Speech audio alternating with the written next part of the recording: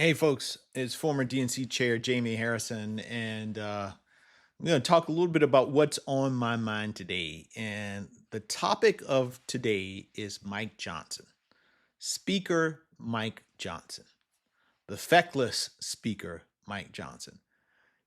Mike Johnson isn't just a weak speaker, folks. This man is probably one of the weakest speakers in modern history. And it's not because of his ideology, it's not because um, that he's a MAGA Republican. They call him MAGA Mike. It's because he cannot control the House. He cannot stabilize his majority, and he can't deliver consistent results.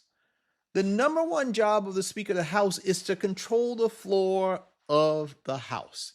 Now, many of you know before I became DNC chair, I ran the whip operation for House Democrats right after we took back control of the House in 2006.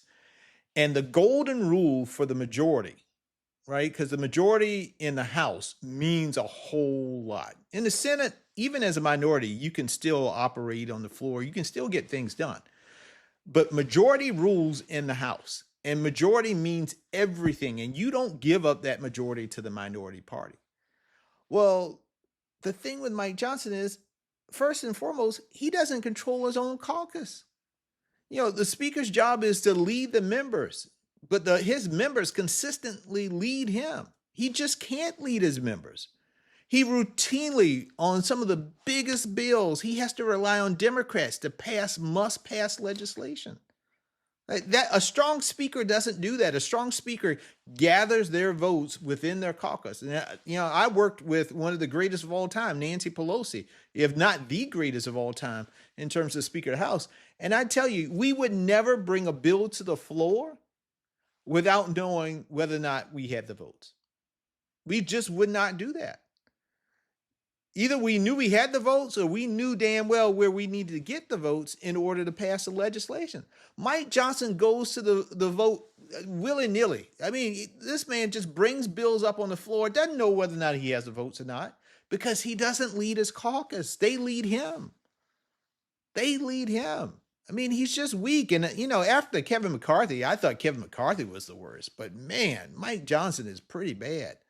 His own members defy his leadership, and there's no consequences for that. No consequences. A speaker who can't pass bills with his own majority isn't governing. He's borrowing power. And that's what Mike Johnson has done time and time again. One person told me that this guy is basically one missed flight from losing control. And that's because the margins by which the Republicans have right now in the House are so razor thin, so that he really has to figure out attendance. If somebody has a cold, hell, if they have the flu, Mike Johnson's going to be in some trouble because he's going to lose control of the floor.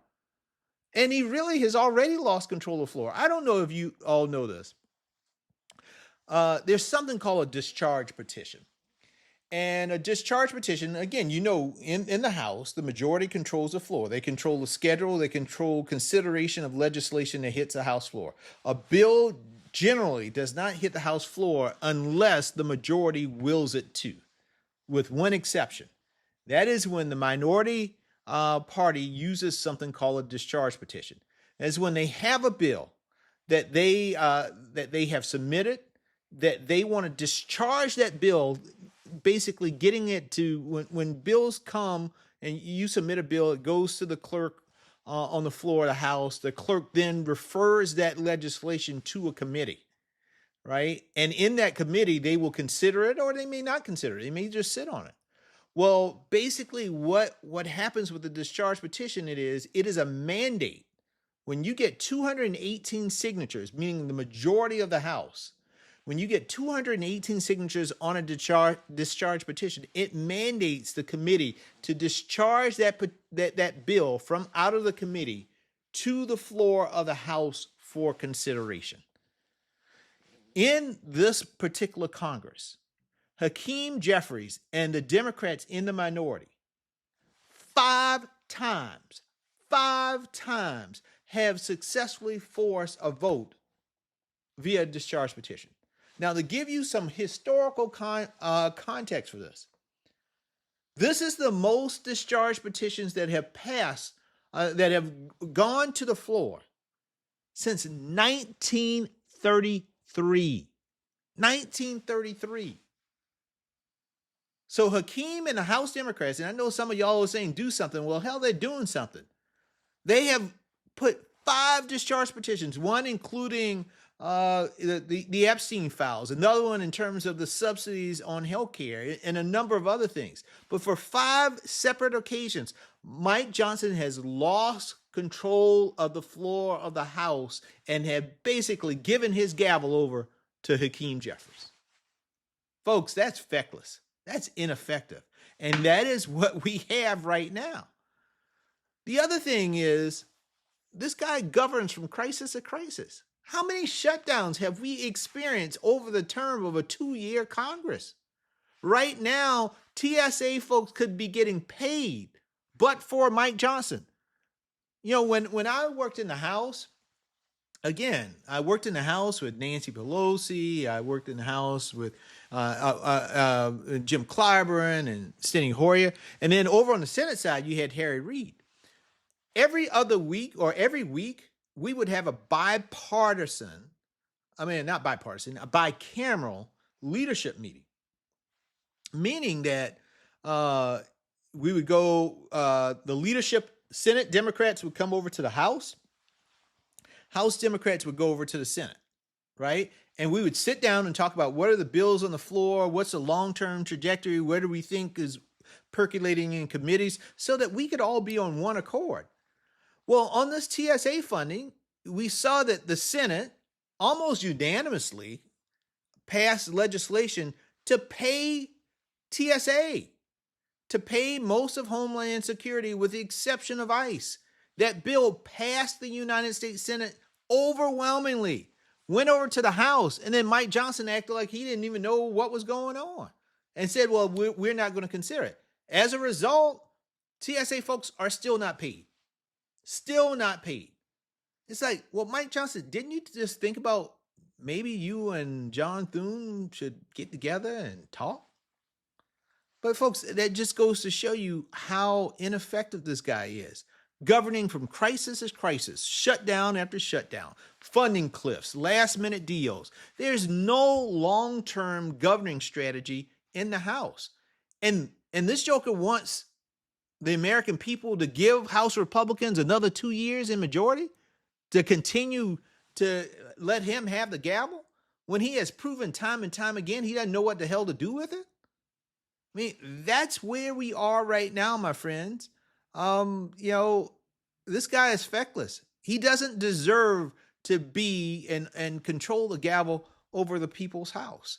And that is why we have to send this guy packing. We have to clean the house. Well, we may have to fumigate the house once we get rid of them. But this is why here in South Carolina, for the first time in a long time, we have Democrats running for every congressional race.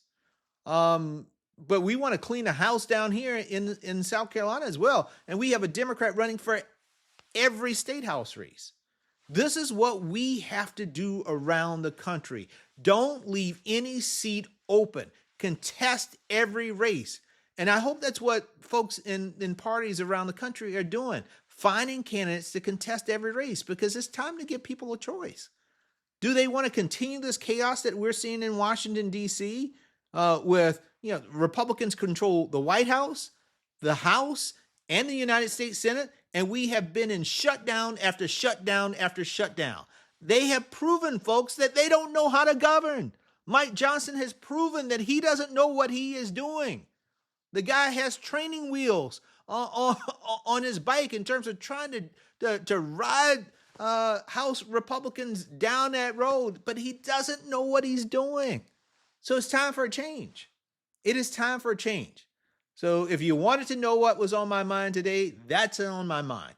It is time to get rid of this feckless Speaker of the House, and it's time to upgrade.